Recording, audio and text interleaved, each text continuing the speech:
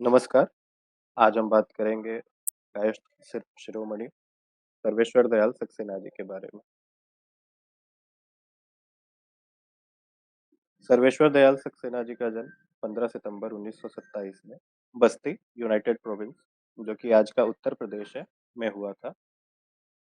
23 सितंबर 1983 को नई दिल्ली में इनका देहांत हो गया। इनके पिता विश्वेश्वर दयाल सक्सेना और विमला देवी जी से इनकी शादी हुई थी। बनारस हिंदू विश्वविद्यालय और इलाहाबाद यूनिवर्सिटी से इन्होंने अपनी पढ़ाई की और सन 1949 में इन्होंने इलाहाबाद से एमए की परीक्षा पास की। सक्सेना जी को एक जाने माने हिंदी लेखक, कवि,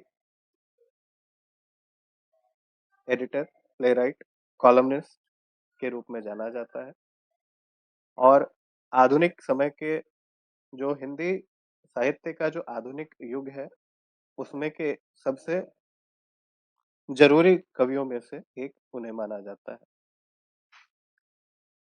तृतीय सप्तक, जो कि अज्ञे जी ने सप्तक श्रृंखला शुरू की थी, उसमें से तृतीय सप्तक में प्रकाशित होने वाले 7 कवियों में से एक कवि आप भी थे।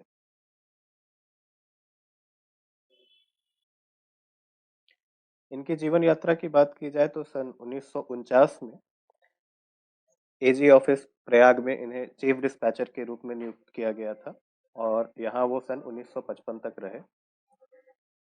कविता लिखने का क्रम सन 1951 से इनका शुरू हुआ और परिमल गोष्ठी में इनके चर्चे हुए और नई कविता के रूप में इनमें काफी पॉसिबिलिटीज देखी गई। उनकी पहली कविता का कलेक्शन जो था, काठ की घंटियां, वो सन 1959 में प्रकाशित हुआ था और उसी साल उनकी कविताएं तीसरा सप्तक में प्रकाशित हुई। ऑल इंडिया रेडियो, जिसे हम आकाशवाणी के नाम से भी जानते हैं, वहां पर असिस्टेंट एडिटर के तौर पे, हिंदी न्यूज डिपार्टमेंट के असिस्टेंट एडिटर के तौर पर इन्हें नियुक्त किया गया था, जहां पर दिल्ली में ये सन 1960 तक रहे। 1960 के बाद ये लखनऊ रेडियो स्टेशन आ गए और 1964 में लखनऊ रेडियो ज्वाइन करने के बाद उन्होंने भोपाल में भी काम किया। सन 1964 में जब दिनमान पत्रिका का प्रकाशन शुरू हुआ तो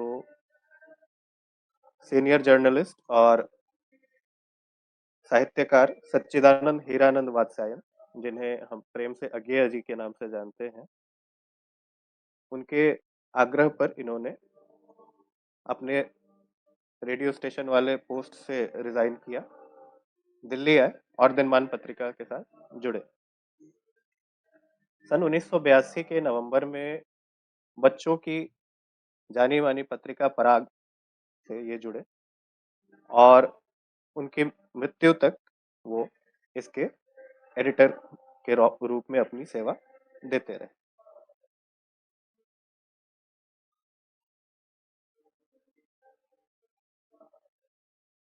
सर्वेश्वर दयाल सक्सेना जी की कविताओं की यदि हम बात करें तो यहाँ मैंने 16 मुख्य कविताओं का एक लिस्ट बनाई है, जिसमें से सूखे पीले पत्तों ने कहा, जो कि तीसरा सप्तक में प्रकाशित हुई थी, काठ की घंटियां, बांस का पुल, एक सूनी नाव, गर्म हवाएं, कुआनो नदी, जंगल का दर्द, खूंटियों पर टंगे लोग, जो कि उनकी एक बहुचर्चित रचना है और जिसके लिए उन्हें साहित्य अकादमी अवार्ड सन 1983 में मिला था। साहित्य अकादमी अवार्ड जो नई पीढ़ी के लोग हैं उनको बताते चले कि ये हमारे भारत में दिया जाने वाला दूसरा सबसे बड़ा साहित्य सम्मान है। उसके बाद क्या कहकर पुकारूं, कविताएं, कोई मेरे साथ चले, मेघ आए, काला कोयल, बतूता का जूता, मैंगू की टाई आदि कविताएं इन्होंने लिखी। बतूता का जूता और मैंगू की टाई जो है वो बाल कविताएं थी।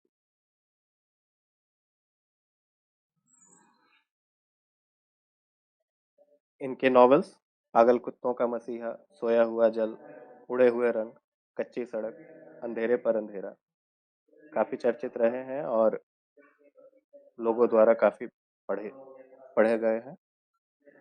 इनकी रचनाओं का भारतीय और यूरोपीय भाषाओं में प्रकाशन हो चुका है और इनकी 7 मुख्य कहानियों का सोवियत फिक्शन कलेक्शन 1978 में रशिया में भी प्रकाशन हुआ। इसके अलावा उन्होंने कई नाटक, जिसमें से प्रमुखतः बकरी की बात की जाती है, जिसे लगभग लगभग सारी भारतीय भाषाओं में ट्रांसलेट किया गया और एक नाटक के रूप में प्रस्तुत किया गया।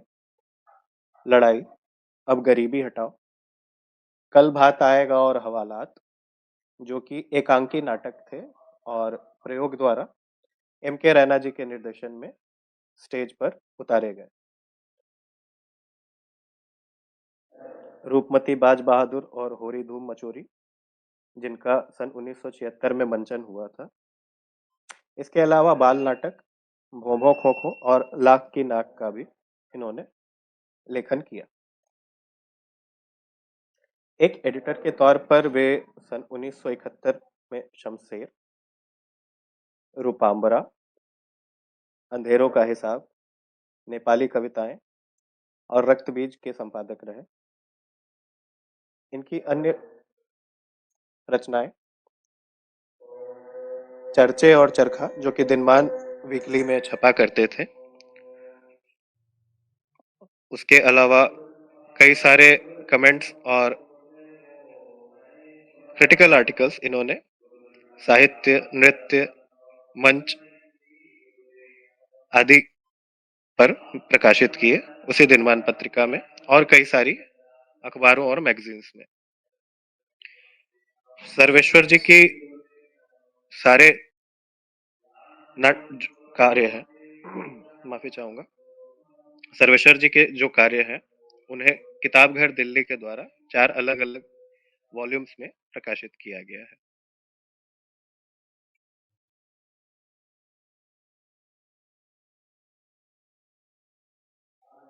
आपका हमारे साथ बने रहने के लिए शुक्रिया।